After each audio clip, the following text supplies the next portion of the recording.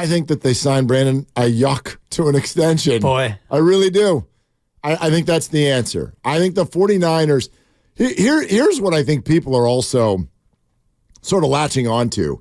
You know, Javier called in and almost seemed like he's like, gosh, people got to stop with this narrative. Well, here's where people are getting that. You know, Javier is one of our listeners who will dive into this stuff and like read and understand the cap. Yeah, he knows more than all of us put together. Just ask him. But no, Javier, if you're still listening, one thing that I think you need to understand is that 99% of 49er fans don't know that stuff, and that's okay because that's being a fan. You don't ask fans to go understand the cap. That's boring. That's not why we're here. It's over a lot of people's heads. I'm with you. I don't know all of the ramifications, and that's why I came up with my really smart retort, cap schmap, because they spent a whole year telling us, oh, we're capped out, and then they kept everyone. They kept everyone. So if you need more cap space, make more, right? That's it. Cap space is like donuts. If you run out, make more. Yeah. It's no big deal. And I know there's more to it than that. I understand. The way Javier laid it out was 11 draft picks, and he seems to think that they can draft 11 players and sign them all for very little and keep them all. Well, I'm not sure, first-round pick. You're probably not going to keep them all. Right. They're probably not all going to get signed and make the team, but it feels like you're threading the needle a little bit. But he's right in terms of the Brandon Aiyuk contract, and you've mentioned this before. If you do extend him, the cap hit this year does go down pretty significantly, and the real cap strain doesn't come until the following year. Right, which you could do something different. You know what I mean? Like with Deebo Samuel. Well, or someone else. Like, think of all the players who are like, oh, gosh, you got to get rid of this guy. Like Bucky Brooks came on earlier. And he's not wrong when he says, okay, if you're going to sign Brandon, then you got what else, what are you going to give up? Well, this year, nothing. Nothing. Not giving up anything this year. You got to give up something next year, which, as Bucky said, next year is the time where the Niners are going to have to reboot this whole thing anyway. You're going to be forced to. And it actually isn't even about signing Brock Purdy to an extension because that won't hit right away either.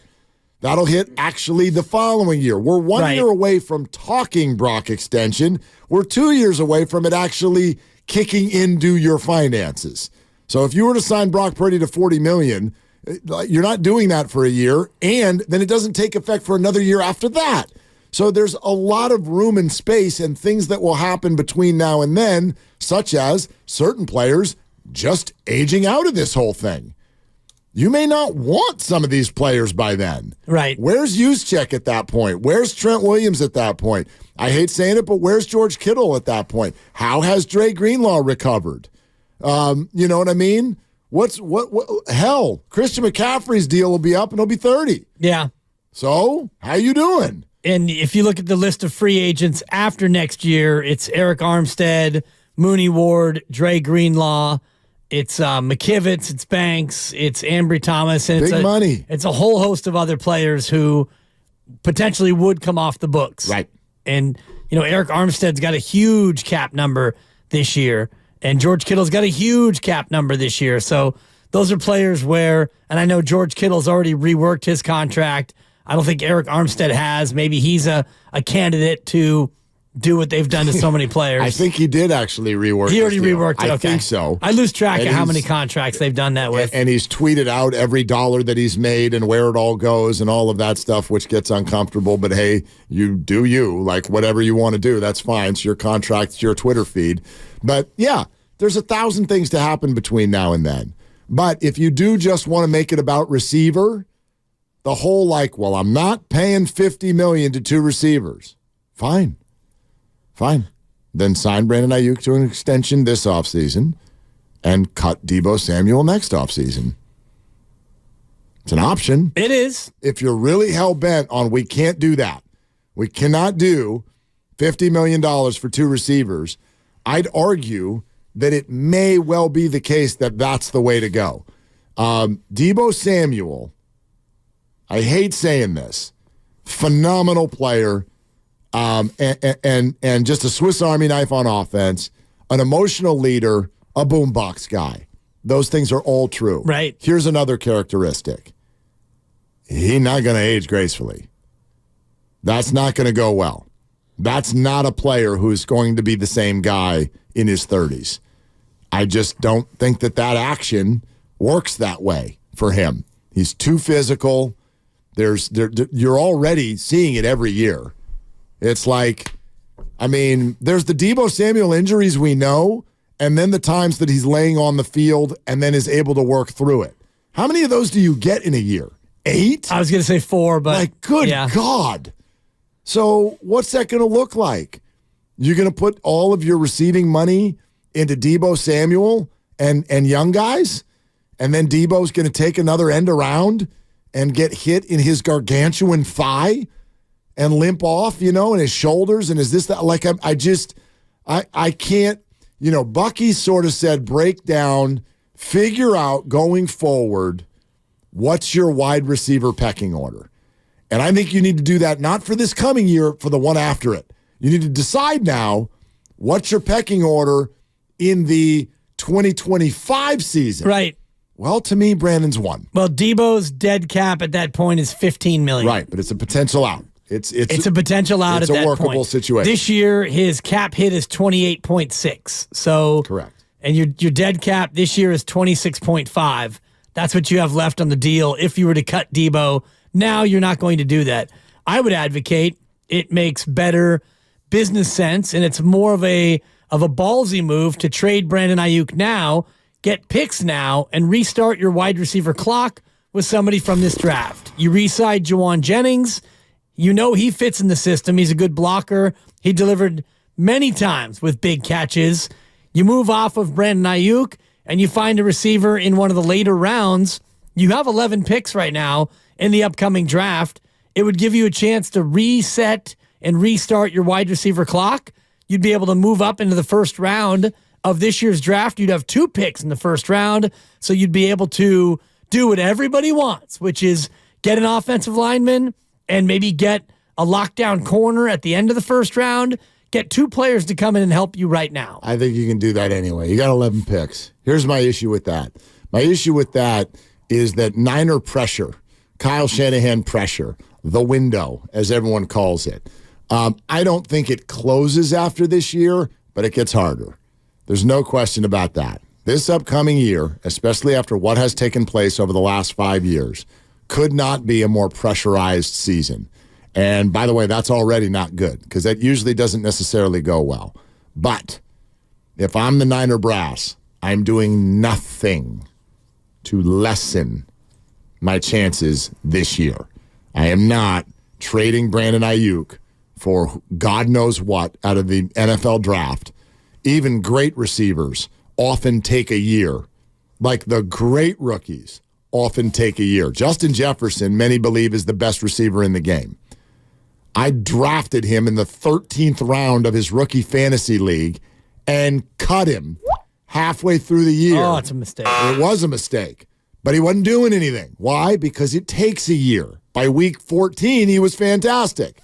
But I'm not doing that this year if I'm the San Francisco 49ers. I need all my dogs out there this year because they, again, should have the best roster, should be the best team, should. Doesn't mean it will, but my God, I'm not doing anything that's going to lessen my chances in this upcoming season with Brock Purdy making $900,000. You come back in this scenario with the Super Bowl MVP on your roster, the Super Bowl almost MVP, Juwan Jennings, who had more catches than Brandon Aiyuk in the Super Bowl. Facts. Hashtag facts. Hashtag facts. Yeah, you don't want me to speak because you know what I'm going to say. Facts. Juwan is not Brandon or Deebo. I know he's not even styled like that. This is absolute raw fact.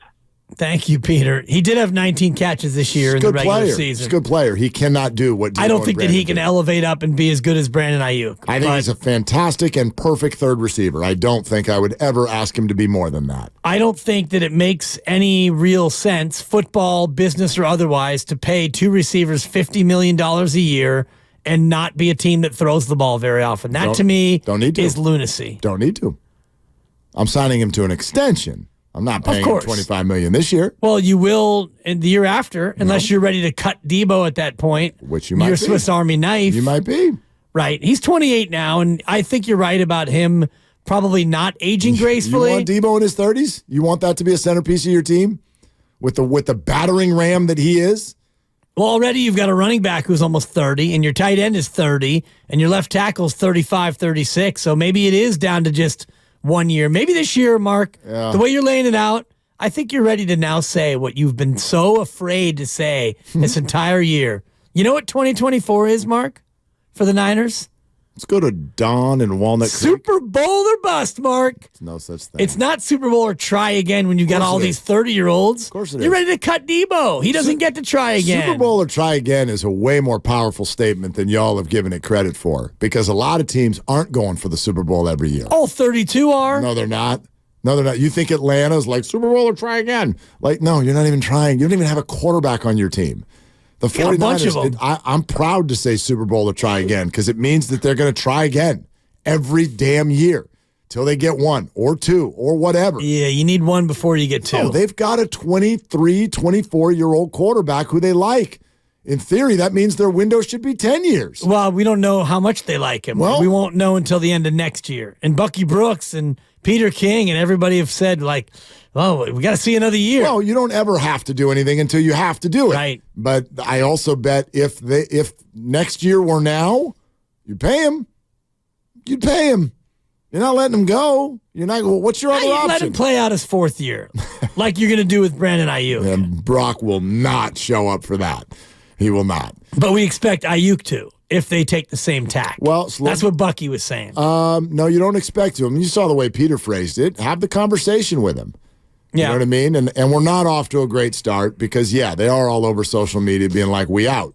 But at the same time, in the moment, I am going to acknowledge the emotion of today for Brandon Aiyuk. The emotion of losing the Super Bowl when you were by yourself in the end zone in overtime. Yeah. The emotion of all of that is very, very hard to swallow. And so, look, we're 49er fans. We don't need to be reminded of, can you go to social media and scream at the Niners and yell, trade me, and then have everything work out? Yes, you can. It's called the other wide receiver on the team. Right. It's what he did, so they could do it again. Don in Walnut Creek. Hey, Don, thanks for calling. What's up? Oh, yeah. Willard and Dibs, man. You guys are my favorites. Hey. On my ride home. Willard and Dibs first, maybe Vontae Shasky second, and Guru and that other guy, whatever his name is dead last. Wow. Anyway. He's having a tough day already. He just whacked him in the head again. You guys are great. I just want to say about the cap, that's somebody gets paid big money for that. That's over my pay grade. Let them figure it out. They do it every year. As for the Super Bowl, everybody's been talking and everything. We left 15 points on the field. That interception, that was one touchdown. We could have ran it back for it. I mean, we couldn't have, went down the field on the 40 and scored. And then McCaffrey fumbled it up. You don't hear too much about him coughing it up because he's a solid player, but it happened. That's 14. And that block punt, extra point, that's 15 points. So they left that on the field. So you know what? It's no one's fault but the 49ers' fault. The coach could have did some things and went for the gusto, kept his foot on the pedal, showed a set of cojones and went for it. But if he didn't get it, he'd have still got criticized. So that's all I got to say. You guys are number one, man. I love listening to you guys. You crack me up. Dibby, you were dead on talking about Aiyuk, and so was Willard, though. It's a tie. You guys are great. Appreciate it. Thank you. Don is an easy audience. I like it. I liked your opinion and yours too. Yeah. You tied. Even though they were diametrically opposed, it's a tie. Well, here's where I actually get where Don's coming from, though. I walked in today, and I've been doing it all week. I'm like, I don't want to come with the opinion until I really have it. And I'm like, I don't know. what you do with Brandon Aiyuk. I don't know. It really is a tricky spot. And he has some say. Not most of it. I'm not saying he's got the leverage. Right. But that's why Peter sort of launched it the way he did, which was to say, like, sit down and have the conversation with him. Sit down and have the conversation with him.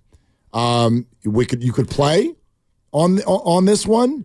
You could do an extension now. It's probably going to be a little bit less than it could be if you play.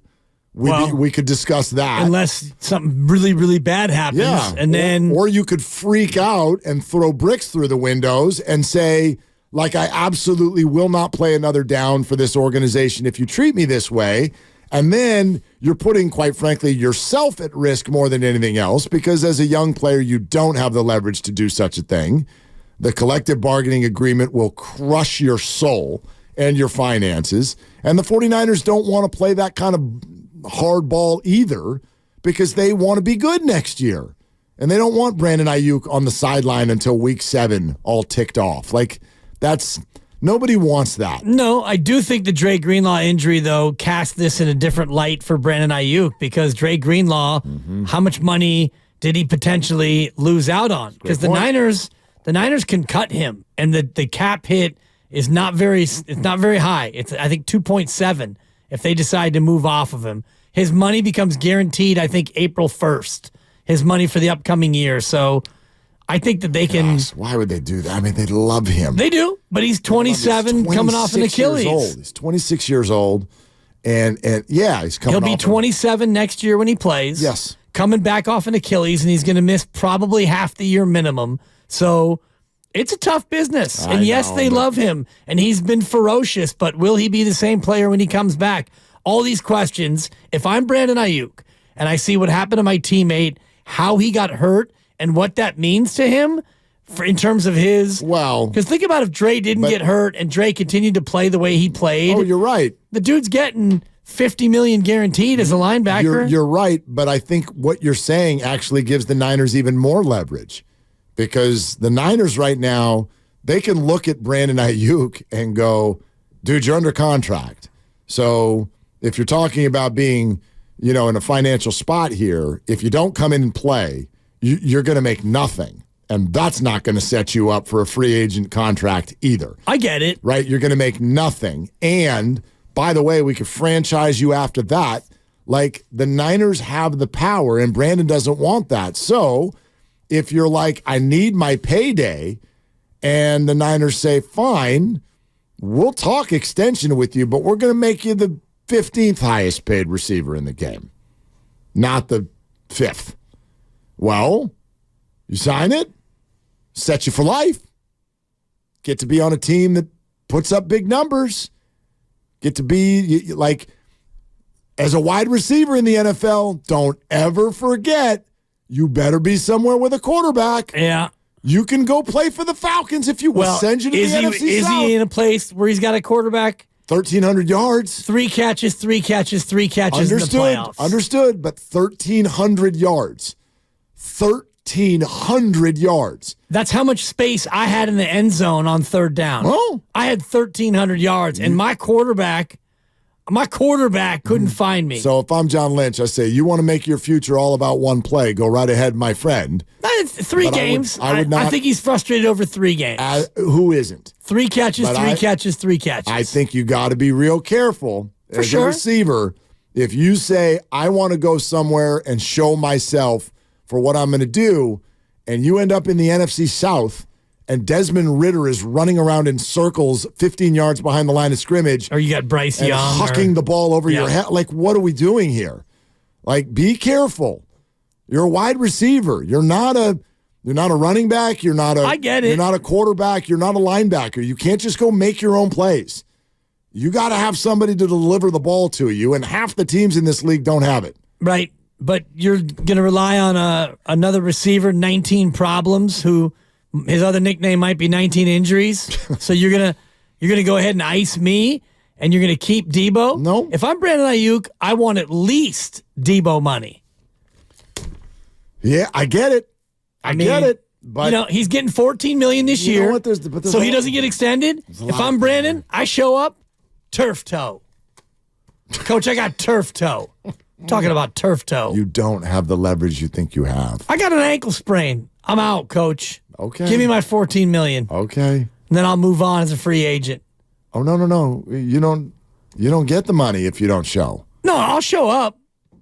Practice number one. And make up an turf injury? toe. Like they have doctors. You can't just make up an injury. You know what turf toe looks like? It's an inside injury. It's an inside job. Thank you.